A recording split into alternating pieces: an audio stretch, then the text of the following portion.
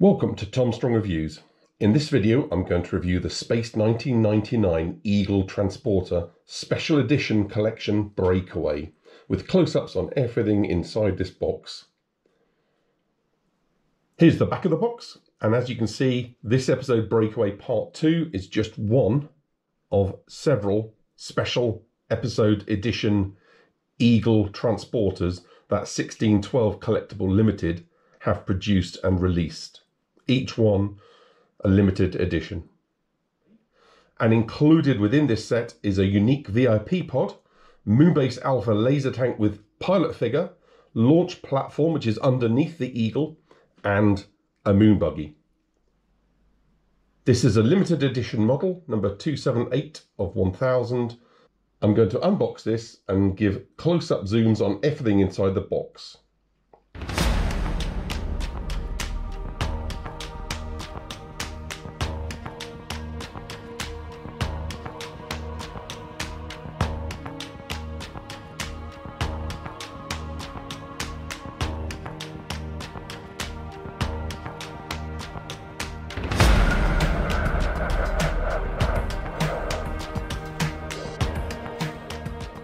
And here's a first quick look with everything still in its packaging. All I've done is remove the initial outer, the top here, which holds everything very snugly and securely in place. So the Eagle Transporter can be lifted out now, so can the laser tank and even the cute little moon buggy.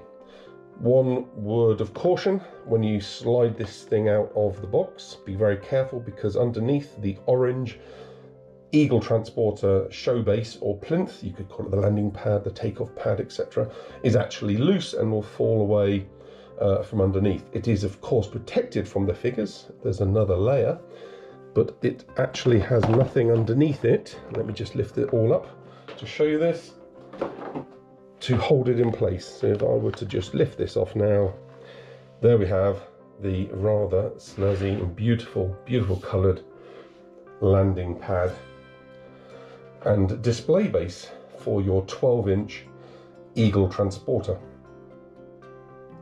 I just thought I'd show you the actual inside lining of the box. As you can see, a really nice piece of artwork, very reminiscent of Moonbase Alpha. And as you can see, the various Moonbase Alpha Eagle pads dotted around the Moonbase itself, with two being close together here. And this literally is just folded up and lines the inside of this rather neat box. I just thought that might be of some interest to some people. Okay, here we have everything out of the box. First we have, to my right, the Moonbase Alpha laser tank with pilot figurine. We'll zoom in and have a good look inside this domed top. These are all models, but there's a few features, so I'm going to just go through a few things that happen. So the laser turret does pivot and angle up and down.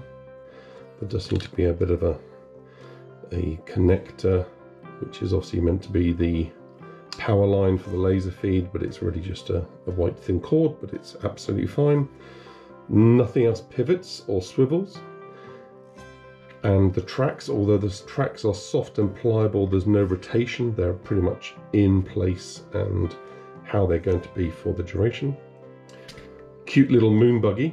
I really do like the moon buggy. And of course, driver, just the one in here. Room for another, perhaps. A little bit of a snug fit, but it always was. Of course 6 wheels, but the wheels again, they don't spin, they are as they are, but beautiful little detailed item there. And pretty much every Eagle Transporter set that the 1612 have released include one of these, so these are going to be quite fun. And they nearly all include something additional, so not only is this the VIP pod, this also has the laser tank, which the others don't have.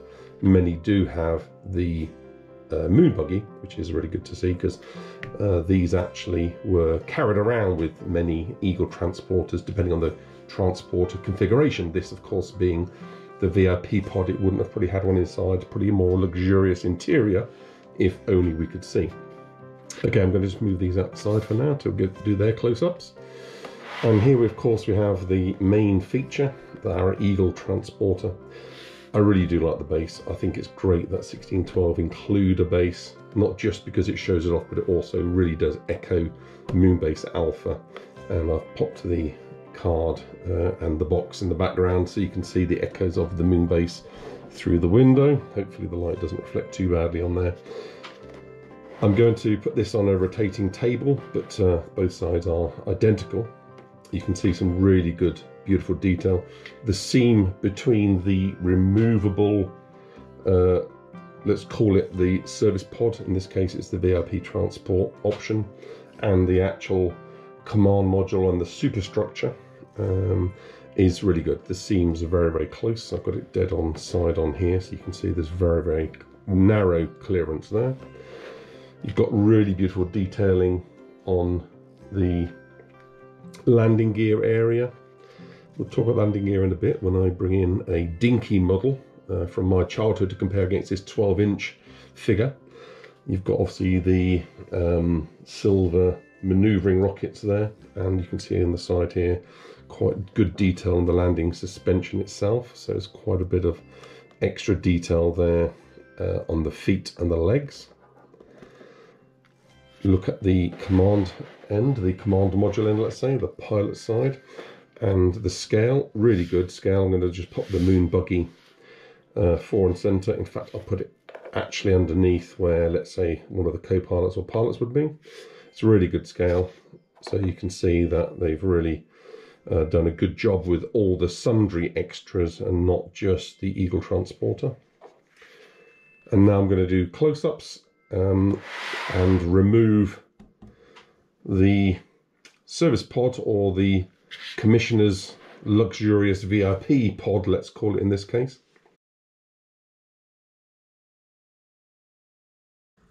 I'm going to do this turntable twist from a number of angles. So this is really just so you get a good view from above, and you can see the detail through all the construction work and into, let's call it the front part. So behind the command module where the pilot sit, there's a galley area and other essentials for the pilots and co-pilot, because of course in the Eagle transporter's role, the middle part isn't always, in fact is often not just for people, and is often used for carrying nuclear munitions and other more transporter type roles. The back end of the craft is absolutely beautiful. You can see a lot of work and attention to detail has been done around the reactor engines. So these are meant to be fusion rockets or nuclear fusion reactor rockets. I'm not quite sure how the science or physics work, but you've got a lot more detail here with the pipe work really showing a nice feed in. Now these engine cones are aluminium. They're proudly stated on the front of the box as aluminium engine bells, so they're turned aluminium. So this adds a nice shine that's going to be maintained.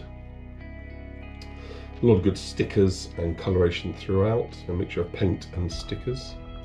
Good decals, very, very accurately positioned. I mean, this is model quality. Very, very pleased with this. I haven't got a single defect that I can find, and you know, as you get one of these things and you look thoroughly, perhaps too carefully sometimes, for defects as much as how beautiful and perfect these things are, and mine absolutely beautiful and perfect. I'm now going to do a sideways spin. Again, you can see the decals much more clearly now, and the paint and the artwork. As we come round to the command module, you can see again on the front here, really well positioned and coloured decals.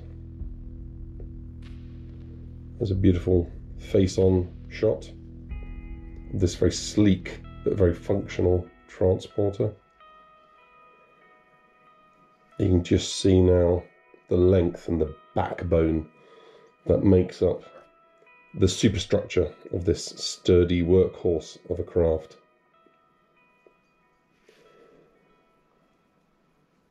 Really beautiful painting, no blemishes at all. and now on the other side, and it is an exact mirror. Beautiful detail. We're now going to add focus more to the engines here now.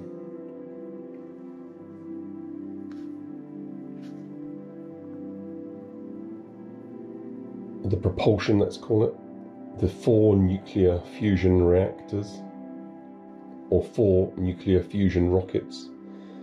Now they've painted the inside of the bells black, so let's say it's not in flight. It's fine. Dead easy thing to convert or change if you wish to yourself. Again, really lovely intricate work here. The way the various necessary parts feed into each other to power those rockets.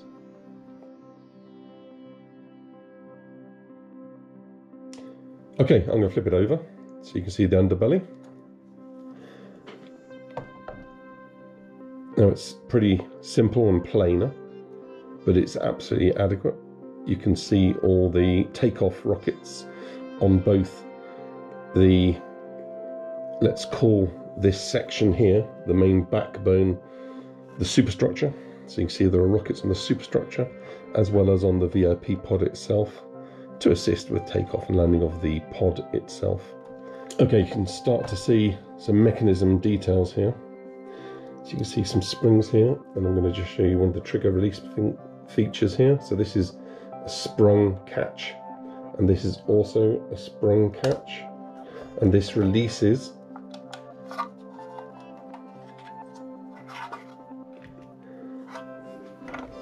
did that rather awkwardly, as you do when you're on camera. It's not as hard as that, but the idea is to have it upside down in your hand. So normally I'd have had the eagle like this, and I'd have actually lifted off the VIP pod from underneath and then of course popped it down, but I was trying to show you the mechanisms underneath. Okay, I've brought the box back in to give a colourful background so that you can see the mechanism in more detail. So there's a sprung lever here, and as you can see, the tab retracts into the actual body itself, and of course the same on the other side. Now they stay proud, so here we have, on this very brief spin, as you get to the sides, lovely detail. See the doors. Now mine isn't wobbling because the legs aren't even, it's because this spinning base has strange triangular patternation. It's very difficult to get a perfect alignment of feet and legs into the triangle shapes. Totally smooth top, so that in effect this becomes like a corridor and allows passage for the co-pilots and pilots and or people within the pod to the rear area and towards the let's call it the engine side of things. Let's just call it propulsion plant side. So let's just pop the Eagle transporter, the main workhorse part, back on, and I'm going to do a bit of a spin without the VIP pod. I'm going to now move the box away again so you can see this a little bit without the blue coloration in the background. You can just see the edge of the black table mat I'm using, and I'm mostly doing this so you can again see parts of the model that you wouldn't normally see. So here we have the first door going into the corridor, and now you can absolutely see the gap here, the step gap where the sprung connector tab does a join and fix, and of course on the back the exact same. You can see there by a shadow where I'm pointing, but it really does not take away any of the beauty of this amazing Eagle transporter model. So they obviously wanted to make this a functional model and to have the ability to, its key feature, have interchangeable service pods. And if you have other sets, there are many different types, including the one famously that picked up and carried away all the spent nuclear fuel pods from the disposal site 1 and 2 in this namesake Breakaway episode. Okay, I'm going to join these, and I'm going to do it the way I would normally do it. So as I mentioned, on its back, it's much easier on its back. 2 hands necessary. I line them up, being very careful, and you can then, once you know you're lined up, just squeeze, and you can feel it secure again, and of course turn it over, and there you have the Eagle Transporter mated and married. Now you can see there is a gap between the ground and the feet of the VIP module pod, and this is always the case. Okay, let's give the laser tank and the moon buggy a slow spin. Now I did not get this set because of the laser tank. I got this because I wanted a different, let's call it, Eagle Transporter to my Dinky model, which I'll show later. But this laser tank I'm really pleased with. It's very detailed, beautiful, crisp lines again, really good decal, very subtle, but it actually makes you look all the harder.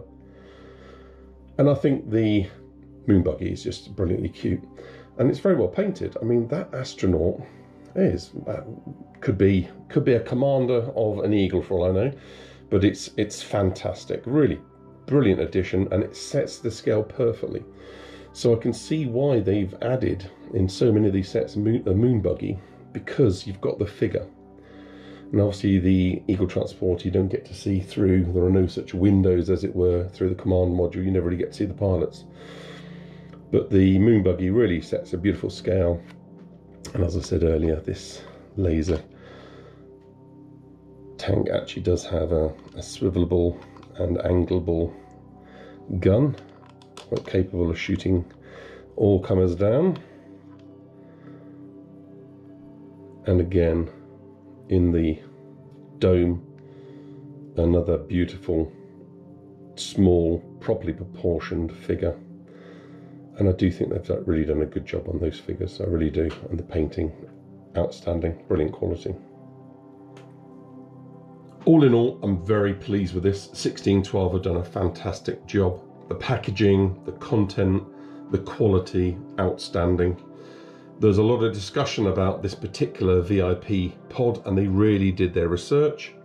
So there was a lot of discussion, and this has been released before with just orange along the sides here and not orange along the tops. And I'll include some stills from the episode, which gives very good indication that actually there was definitely orange painting, or a peachy painting, perhaps, as you see from the TV show stills that I'm going to include. That definitely echo the fact that when the docking arm comes out and attaches to the side, that you can see the top and the sides of the door when the door opens and the commissioner walks out. And it's this level of detail and attention to detail and the quality that really has welcomed me to the 1612 limited fold. Very, very pleased. I've seen some very good photos before my purchase, and certainly I'm going to be buying more from these guys. And I wish my budget would allow me to get a full set of these Eagle Transporters, because what a stunning collection. And they even have a set with 2 Eagle Transporters and a hanger set. Wouldn't that be amazing, with a hanger set to the rear here? Something I'm going to have a look at. But I'm very pleased that they include this base. And it's kind of very reminiscent of the cross-like landing pads that these guys take off from and land, that normally they're like elevators that go down into the Moonbase Alpha hangar base under the surface of the moon. And it's really brilliant. It sets it off wonderfully. The colour's a little bit close to my pod, but it still works very well. It's beautifully muted, and as a piece to keep on my shelf, absolutely fantastic. And I just love the additions. So you can do a little moon surface diorama as well going on. Really good. Now, like many people, this will be the first and perhaps even only introduction to an Eagle Transporter model. And obviously this was a toy, so this is incredibly robust, and although this is very sturdily built, It's beautiful and is definitely a model. Here is a toy, so let's not overly compare the details. Obviously, famously in Dinky green, Dinky seemed to have a surplus of green military style paint, and it's pretty much what they used to paint every model that they got involved in, but the detail of the model is actually pretty good. And although this is not a review of the model, there's a couple of things I do want to point out. One real benefit I had as a child with this is the ability to play land the Eagle Transporter, uncatch the module, dropping it on the ground, and take off. And this was in part achievable, and this is the clever bit, you can pick it up. Now, you can't just pick it up like this, because of course the levels now change, because of course this is off the ground, the same as it should be. But because the landing legs were sprung, you could push and click down your Eagle Transporter to pick up and take away the module.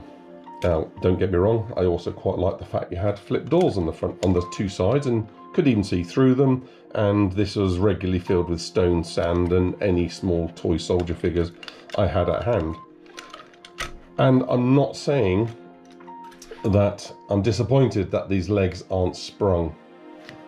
And with the catch mechanism that they've used, where they slide in from both sides and the mechanism underneath, that's certainly not possible. And there's absolutely no way of hiding this top catch. It's very, very visible.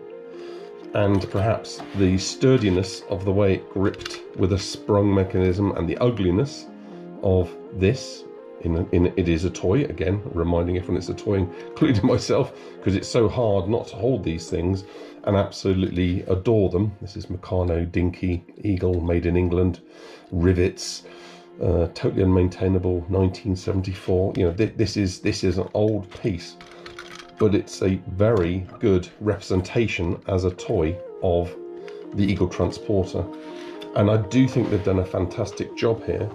It's just the mechanism with which they've decided to use to remove the service pod from the superstructure. It's the only thing where if I could have improved one thing or have asked for something more about this model, it would have been that. There we have it. Two legends of my childhood side by side. Accurate. This is screen accurate. This is a fantastic toy. So I'm going to get it out of shot before all that nostalgia comes pouring back in. Certainly this gives you, I hope, a feeling for the quality of models that you get from 1612 Limited, and this certainly gets my thumbs up. It's an amazingly detailed model.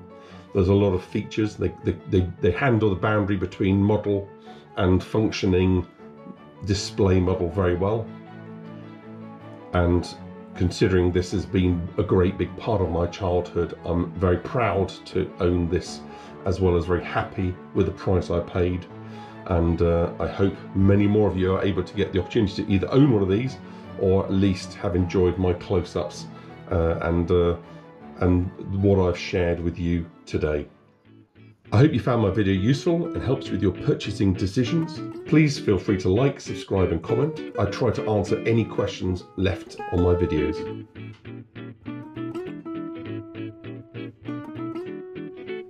If I need to give you another reason to subscribe, it is that I have other Anderson related items, toys, models, and will continue to attend shows and review items and set scenes from such shows, and I hope to bring you these and more to share my fandom with you via my channel.